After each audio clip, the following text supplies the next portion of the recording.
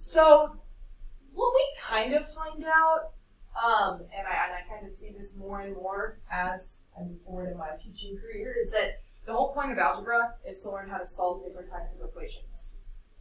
I mean, really, everything that we learn helps us then to go on to solve a different type of equation. So that's exactly what we were just doing. So by learning how to graph a quadratic function, although it's super, super exciting and very fun, the reason why we graph a quadratic function is because then it can lead us into, well, here's how I can use that idea to solve a quadratic equation. So as a reminder, before we talk about how to solve a quadratic equation, the difference between a function, which we can graph, which is what we did before spring break, and an equation, which is what we're doing today, is super simple, okay? The difference between these two could be anything. I mean, like a function would be y equals x squared plus 2x minus 3. An equation would be 0 equals x squared plus 2x minus 3. Not much of a difference there, but the difference that is there is huge. Because the difference there is the difference of what I can do with these two things. The function, which is what we did before spring break, we can graph it because there's x's and y's. And remember, when there's x's and y's, you have that function machine, right? You plug something into your function machine, it spits something out. You plug in x values, it spits out y values. And every time you plug in an x and spit out a y, you get an x comma y, which means you get a point, which means you can graph it. And if you get a bunch of these points, you have a picture. So that's a function. A function is a graph. You can see it, okay? What we're moving on to for the rest of this chapter is solving quadratic equations. So a function we can graph. An equation we can solve. So I had started off last week, or before spring break, whenever we talked about functions, I said I couldn't give you this and say, hey, solve for x. Because I can't solve for x because there's x's and y's. But there's a difference here. There's no y's here. There's just x's. So I can solve this. I could figure out what value for x would make this true. Okay? That's what we're going to move on to today. Now, through the course of chapter 9, we are going to learn, I think, 4 different methods for solving a quadratic function. We're going to learn 2 of them today. Now, the thing about the 2 that we're going to learn today and then practice again tomorrow, one of them is not necessarily the hardest method, but it's definitely the most time-consuming method, and the other one's the easiest. So we kind of get a little mix of both, okay? So the one that's the most time-consuming is to solve by graphing. It's time-consuming, but it really shouldn't be super difficult because we've been spending about a week graphing. I know we probably slept a lot over spring break and maybe don't remember all the steps for graphing quadratic functions, but all you're going to do to solve by graphing is you're going to graph the function and then you're going to use the graph to solve it, okay? So right here, what you have here in this picture, and this one's already done for you, this picture here, this parabola is this function, y equals x squared minus 4. Now, as a reminder, we'll do this over here in this example here. As a reminder, to graph a quadratic function, the first thing we need to find is that middle, right? The axis of symmetry. To find the axis of symmetry, we do x equals the opposite of b over 2a. That gives you the x value of your function, which you then plug into your function to get your y value. When you plug that x value into your function and you get that x comma y, that's going to give you your vertex, which is going to be right there. Now, these functions are going to be pretty easy to graph because they're all going to have something in common, which you'll see here in a second. Once you find the vertex, remember we wanted to find 2 coordinates to the left and 2 coordinates to the right, whatever they may be. We put those in a table, and then we graph it and we get our function. Okay? So that's the first thing we do. That's nothing new, although it's been a while since we've done it, about a week or so. But that's the first thing you're going to do is you're going to graph, nothing new. Now, the part that's new today is actually the easy part. What you can do is you can use your graph to solve the function. Because what I want to solve is I want to solve the equation 0 equals x squared minus 4. The only difference between the equation and the function is where the function has a y, the equation has a 0. Where the function has a y, the equation has a 0. So one way to think about this equation, the solution to this equation, you already know the y coordinate. That's one way to look at it. And it's kind of the opposite of what we usually do because we usually plug in x's. But what this is telling me, it's telling me that when I plug something in, I don't know what I'm plugging in, that's what I'm looking for. I'm looking for the x. I'm trying to figure out when I plug in something, I'm going to get out 0.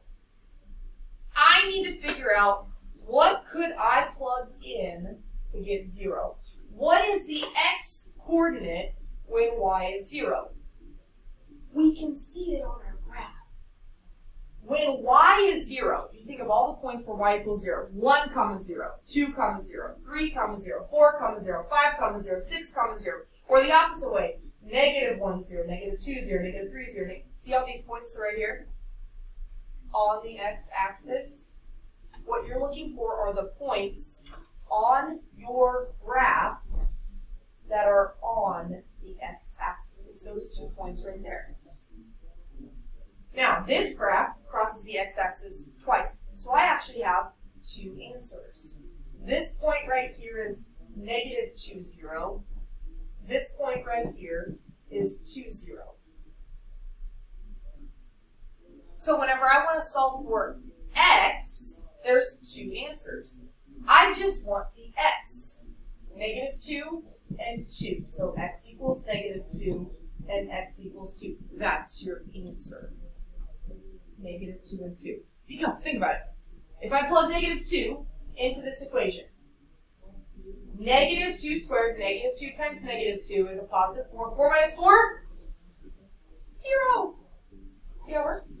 If you plug in 2, 2 squared, 2 times 2 is 4. 4 minus 4? It works. Okay? So what we're doing is, half of what we're doing today, you're not going to have very many of these. You have 3 in your homework. Okay? You're going to graph the function, find the points where it crosses the x-axis. The x coordinates are your answer. Now, we'll do an example over here, but when this happens, when we're graphing, there's 3 things that can happen. There's 3 different types of answers you can get. Just remember what I just said. You're going to graph the function. You're going to look for where your function crosses the x-axis. So the first thing that can happen, which is usually what happens, is it can cross the x-axis 2 times. It goes down below the x-axis and comes back up above the x-axis. That's usually what happens. That's what happened in this one right here. And here's the thing. Sometimes that doesn't happen. Sometimes it comes down right on the x-axis and just touches 1 time. If your answer is where it crosses the x-axis, this one only crosses or touches the x-axis 1 time. There's only 1 answer for that one. And the last thing that can happen, you could have no solution, which means this is a function that doesn't ever cross the x-axis. So what that would look like is it would be a parabola above the x-axis that opens up. That graph is never going to cross the x-axis. Or it could be below the x-axis and opens down. Okay, so let's try one of these. These ones, like I said, although they're time-consuming, the ones that you have to do in your homework are really pretty simple to graph. Okay? So what we want to do is we want to solve the equation 0 equals x squared minus 1. Now remember, just like we did at the beginning of the year, whenever I say solve an equation, I want to know, what does x equal? What would x have to equal to make that solution true? Okay, now, some of these are going to be easy enough that you may be able to just think in your head, but I still want you to graph them. Okay? Now, here's the thing. I can't graph an equation.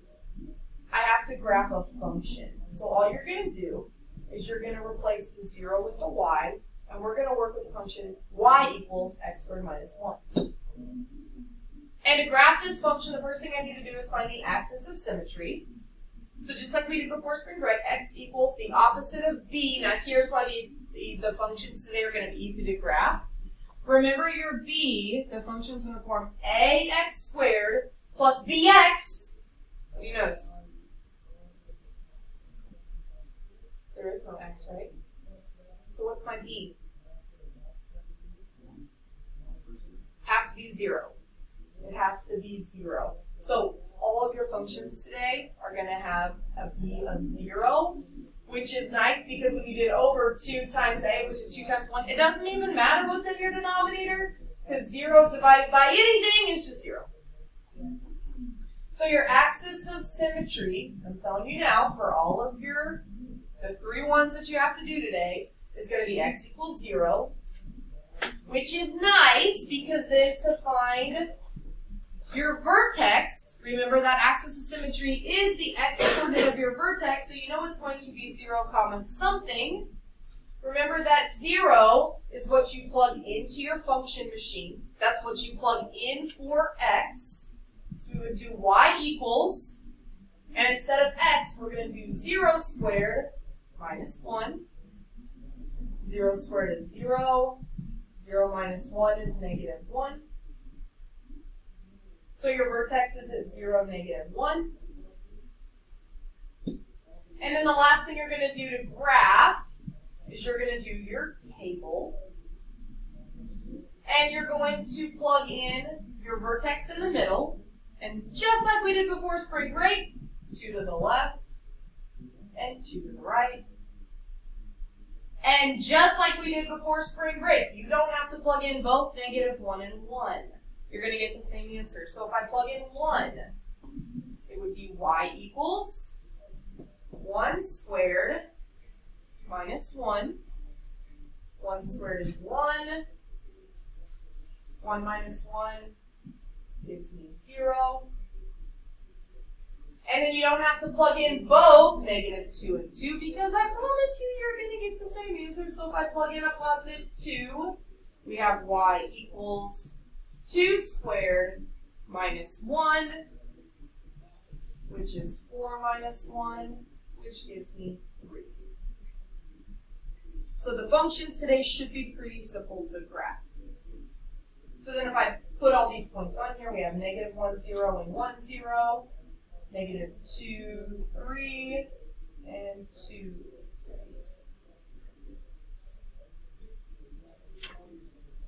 3.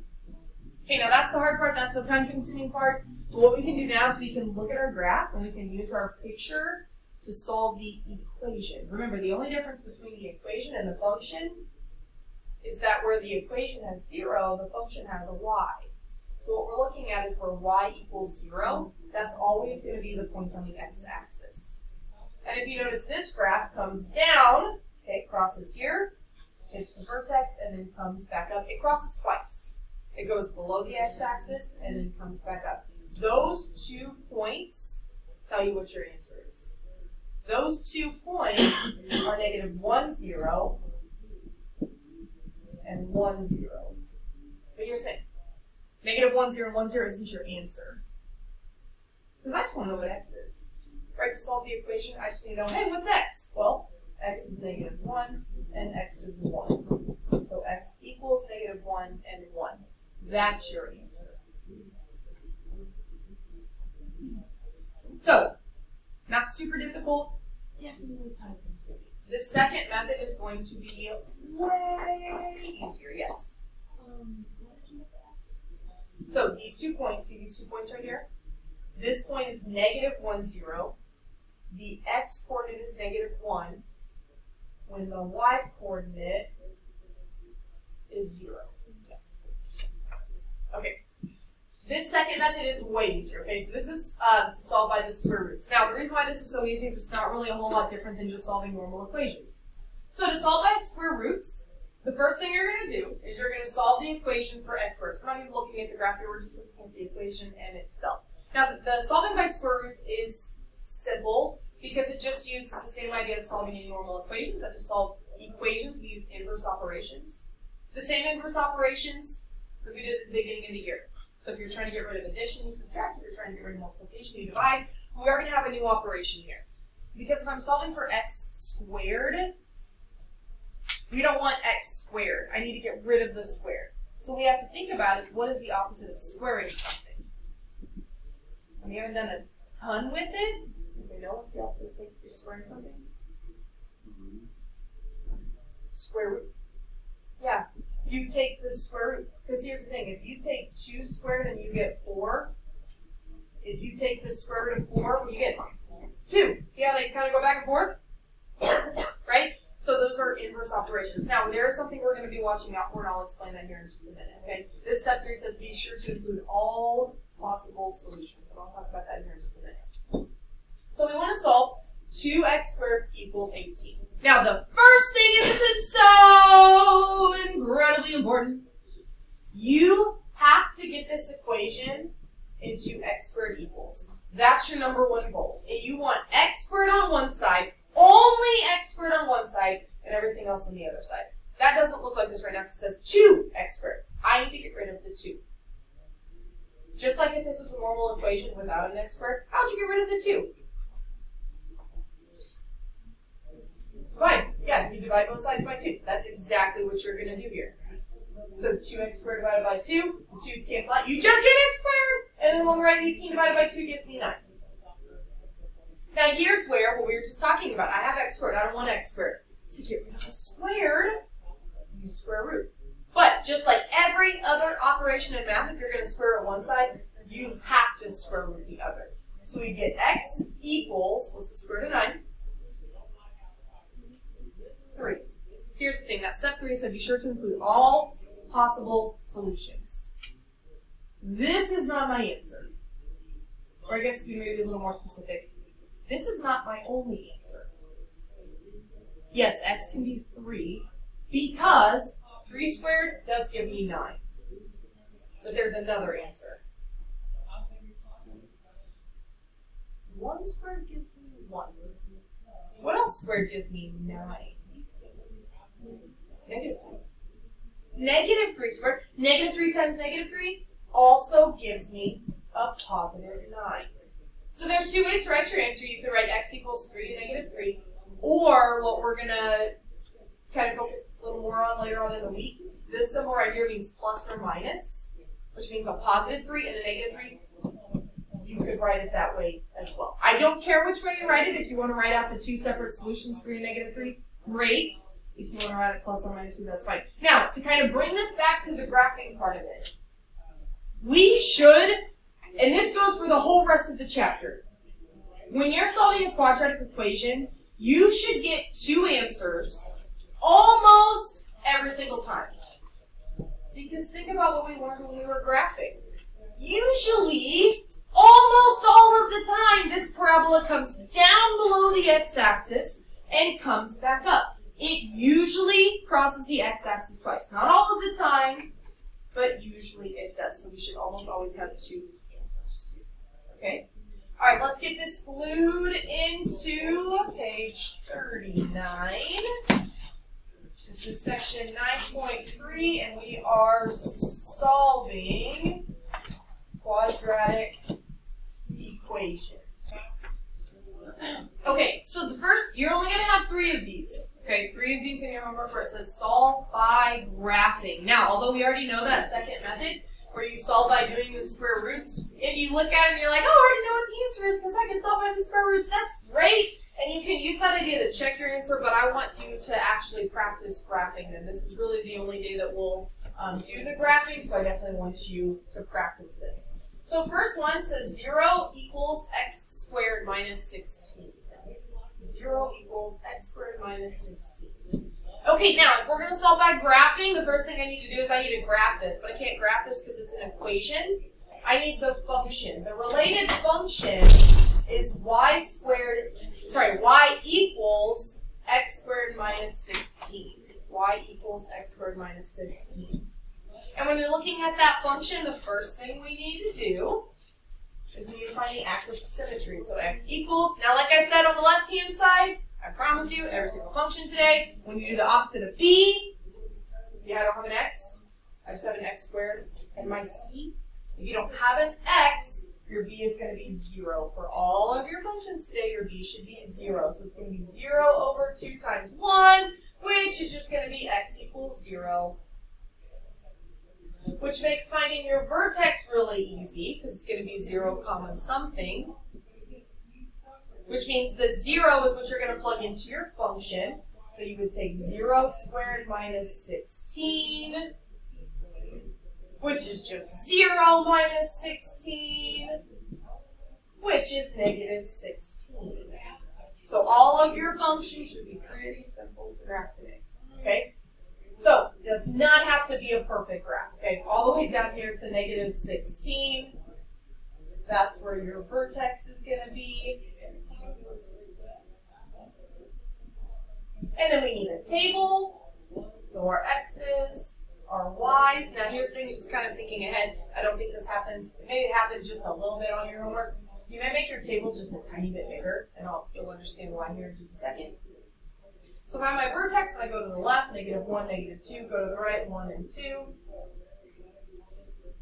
If I plug in 1, right, because I can plug in either negative 1 or 1, I would do 1 squared minus 16,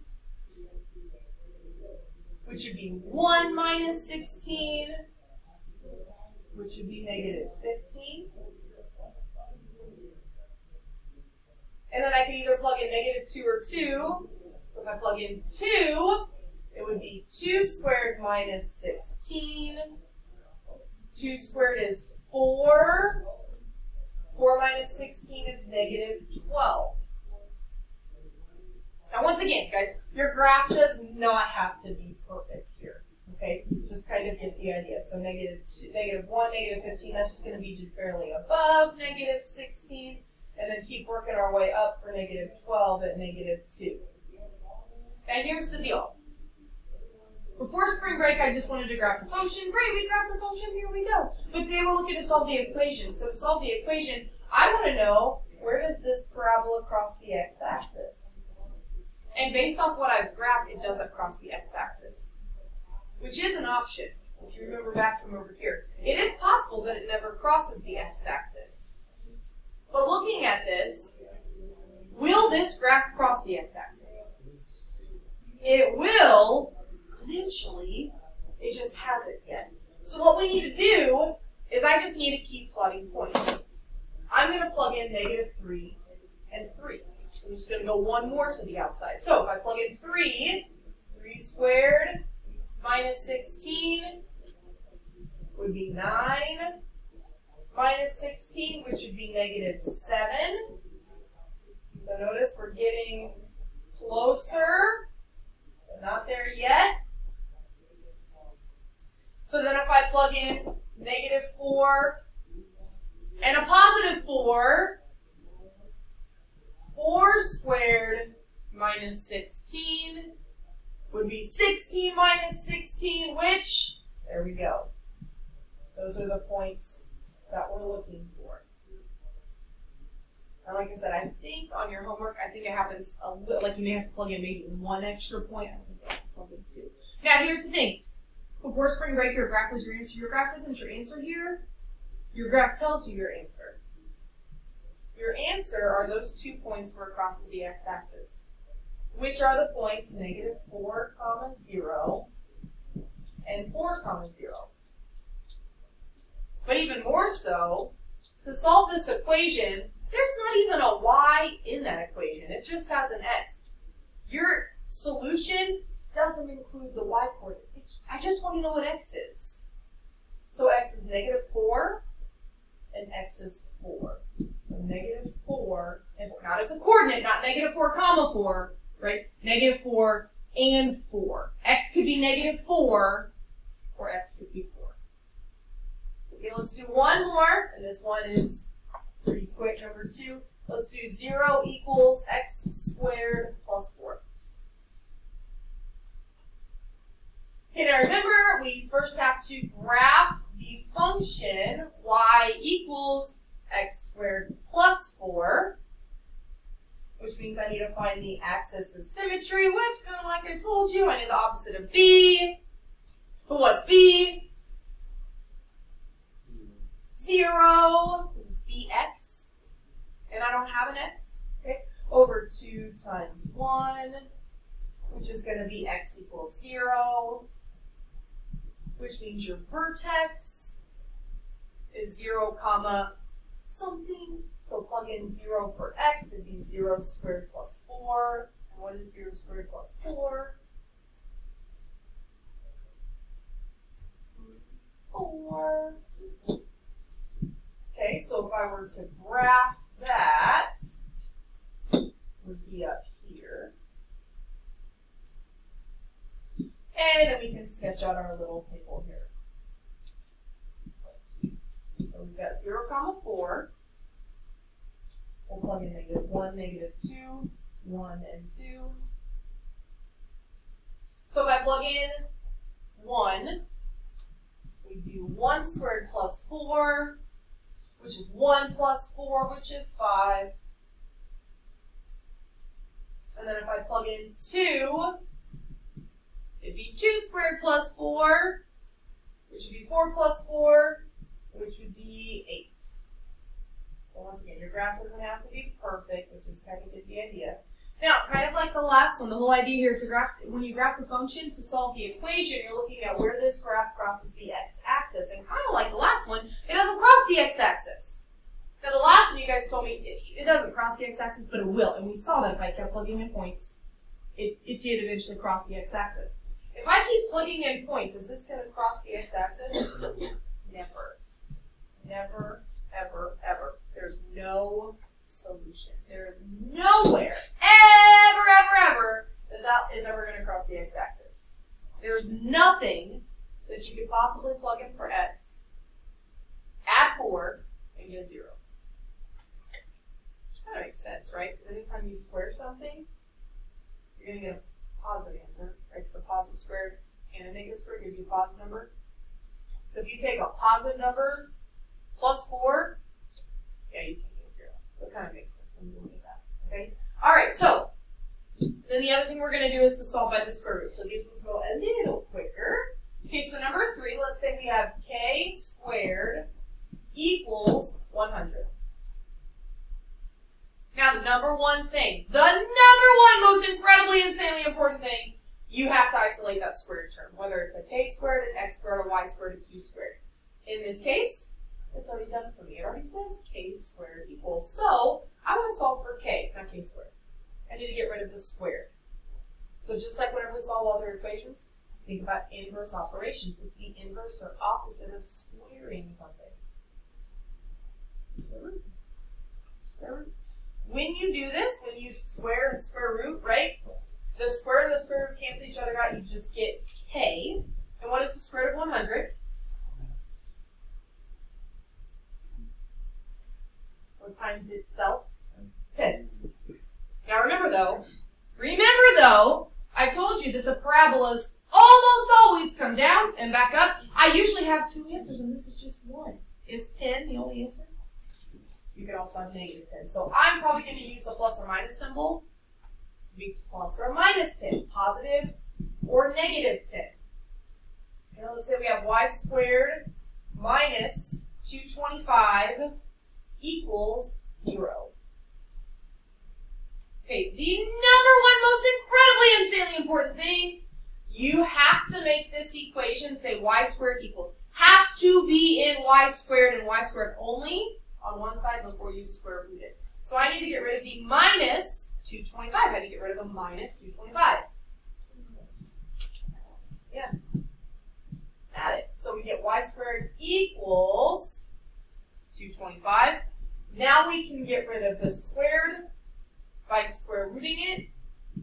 15 times 15 gives me 225. Is my answer 15? It could be a positive or a negative 15. You have to include that plus or minus. Almost all of your answers are going to have 2 of them. Almost all of them. Okay, number 3, 16x squared equals 25. Okay, like I said on the last one, you absolutely 100% of the time you have to make this say x squared equals. That x squared has to be the only thing over there. So I need to get rid of the 16. How do you get rid of the 16?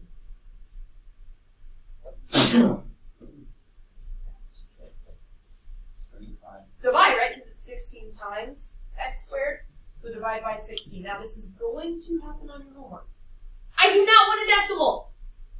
Do not want a decimal. This doesn't go in evenly. That's okay. Leave it as 25 over 16. I promise you. It'll work out. Leave it as a fraction. Because now, to get rid of the squared, I can square root both sides. And when you square root a fraction, what's the square root of 25? 5. Well, what's the square root of 16? It works out. But the answer's not 5 over 4.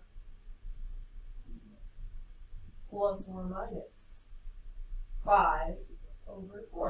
Do not do decimals on your homework. Leave them as fractions. Okay, what if we do 4d squared plus 16 equals 0? Sorry, not 0, equals 16. There we go. 4d squared plus 16 equals 16. Okay, you have to get this to say d squared equals.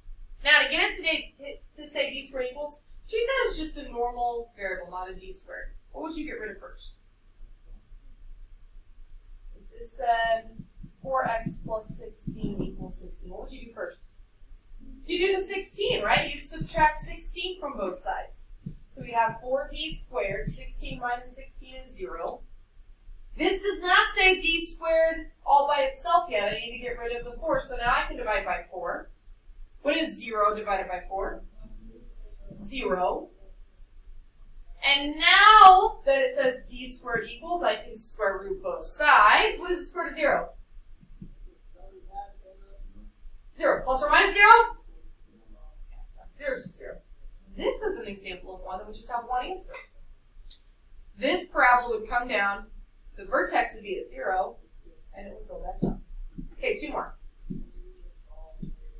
Okay, number 5, 3d squared plus 27 equals 0. Okay, you have to isolate that d squared first. So what's the first thing we're going to get rid of? The 27, so subtract 27 from both sides. So we have 3d squared equals negative 27. Am I ready to square root yet? Nope. Gotta get rid of the 3. So we have d squared equals negative 9. Am I ready to square root yet?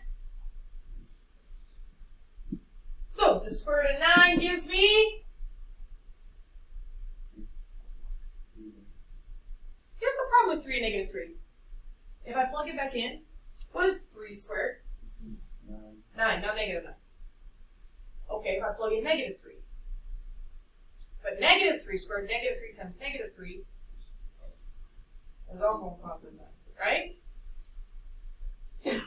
Is there anything that you can square and get a negative 9? No. Nothing. Nothing.